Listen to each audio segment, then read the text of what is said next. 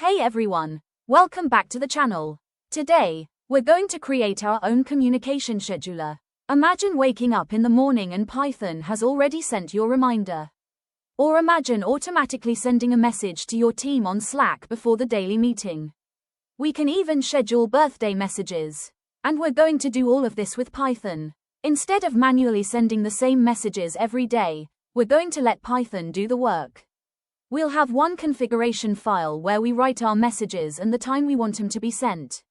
Python will read that file and wait for the correct time. When the time arrives, it will send the message automatically.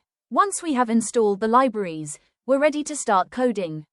Let's start with WhatsApp. PyWhatKit allows Python to interact with WhatsApp web. We give it the phone number and the message we want to send. Then Python opens WhatsApp web and sends the message. One important thing to remember is that WhatsApp web needs to be logged in on the computer running the automation. Now let's add Slack. We create a Slack app and give it permission to send messages. Slack gives us a bot token. Now comes the interesting part. We need Python to know when to send each message. That's where APScheduler comes in.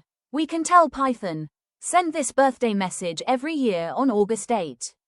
Python will wait in the background and execute the correct function when the time arrives. I really like this part because we don't have to change our Python code every time we want to change a message. Everything is stored in our JSON configuration file. We can change the phone number, message, channel, or time. The Python program stays exactly the same. Now we'll start the Python scheduler. And there it is. Our message was sent automatically. We didn't have to manually send anything. That's the power of automation. We've just built our own communication scheduler using Python. We can use it for reminders, team messages, birthday wishes, daily stand-ups, and many other things.